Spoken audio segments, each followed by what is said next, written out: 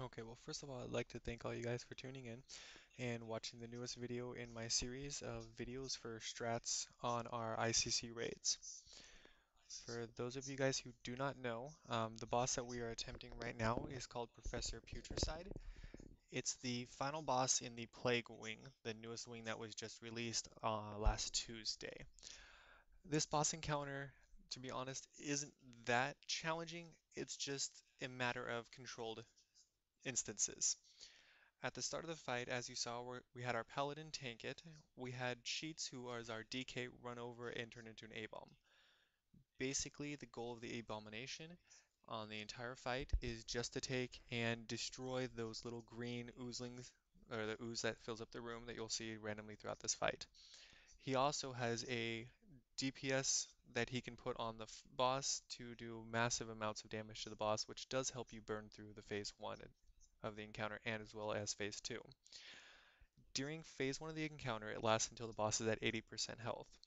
The main thing you have to worry about is, first of all, the slime puddles. Those green puddles you'll see around the room, if you stand in them, they do about 5k damage per tick. They will kill you, so once they land, you pretty much want to get out of them just to help your healers out in this encounter, as this is a very healing intensive fight. During the encounter in phase 1, there's two other things you have to worry about. First of all is he will cast an ability called Unstable Affliction. Both of these things you have to worry about will be under that encounter. The first one is what's called the Volatile Ooze. It is the green ooze that will spawn on the north side of the room. During this time, you will be tanking him on the south side of the room. When the ooze spawns, all your ranged DPS will target it, start burning it down. It will target a random raid member and start running towards them. While it's running towards them, anyone who is not targeted, so any melee or ranged, will turn to it and blow it up. If it hits the person who it's targeting, it will knock everyone around them back 20 yards, as well as doing 70k damage, split between however many people are on top of the uh, person who it hits. Therefore, having everyone who, especially melee, being on top of it when it blows up against that person, splits that damage around to where it's easily out-healable by the raid. The second one is called a gas cloud, which you will see spawning here in just a second. It is a green version of the ooze. This one will be kited the entire time. The reason for that, if it hits its target, it will do approximately 30 or 20 to 30k damage, something like that, to everyone in the raid. It's pretty much an instant kill on a 10 man. On a 25, you can live through it, but it's a lot of damage for the healers to try to catch up on when you have all the other healing that you have to do during this fight. During each phase, he will do an ability called Tear Gas, which you saw a little bit earlier, where he stuns everyone, he runs up to his counter, and gets some new abilities. At the end of phase 1, he adds a couple new abilities, which you kind of have to be concentrating on. First of which are the choking gas that you can see on the ground. They're the two little vials of like brown ooze. When you are near those, you're taking 5,300 to 5,700 damage per 3 seconds, as well as you have a 75% reduced chance to hit. So when they spawn, it's pretty much necessary to move the boss away from those, so that your melee DPS can keep the burst on the boss while you're waiting for the next ooze to spawn. The other thing that you have to watch out for is those choking gas bombs. If you walk over them, they will explode, doing approximately 15k damage to everyone within 10 yards of them. So if a ranged or melee screws up and accidentally runs over those, it is a lot of healing to outdo to be able to keep all those people who got hit by it up, as well as the tank, because they do take a pretty nice beating during phase 2. The other thing you have to worry about is what a lot of us refer to as the gummy bear. It's actually called the Malibu Goo. It's a little gummy bear that he will shoot out at one ranged member. It's going to bounce on the ground, and when it lands in its final destination, it does 9,500 to 12k damage to everyone within 15 yards of where it lands. It also puts a debuff on you, increasing your attack speed as well as your casting speed by 200%. Being able to keep how many people that hits under control and hopefully not hitting anyone at all is a nice thing to try to do in this fight, because that does give you more time to actually be able to DPS the boss.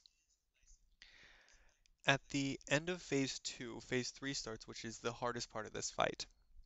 If you'll notice, when he hits approximately 39% here, we're going to stop DPS.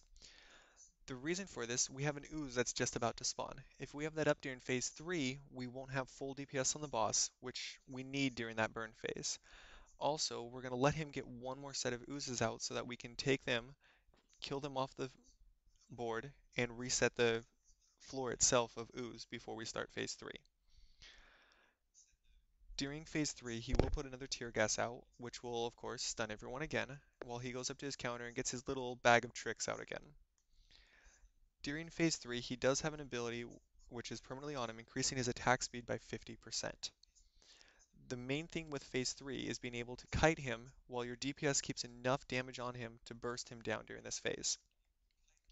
He's going to be putting a stacking debuff on the tanks, which they'll take damage every 3 seconds and do the damage to everyone inside the raid.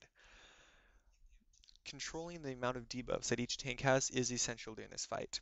We found on 10-man that if our tanks hit about 5 stacks of the debuff, it's pretty much a wipe because the damage it does is hard to be able to out-heal, as it's pretty much two-shotting everyone. Also, if you have that debuff and you die or the debuff drops off in any way, you will heal Professor Putricide for 300k health. Although that doesn't seem a lot, when you start looking at the encounter as it's about to start here in phase 3, you'll notice that that 300k damage does become essential when you're looking at how much that ooze is going to start spreading.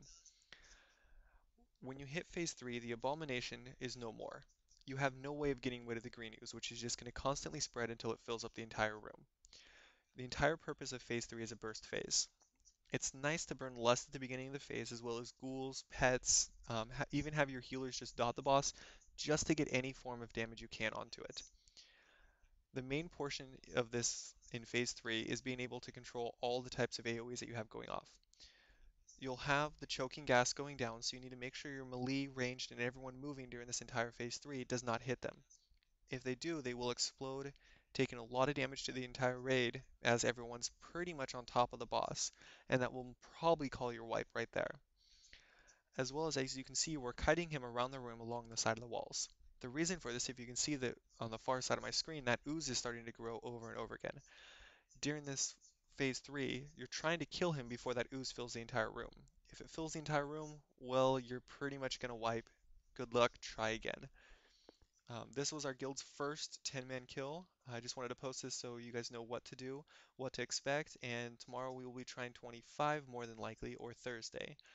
So if you have any questions on this video, what we did, how we did it, just feel free to leave me a post on this. I will be gladly answer any of those questions for you guys so that we can hopefully get at least a few decent attempts in this coming week. You guys have a nice night, and I hope you enjoyed watching the video.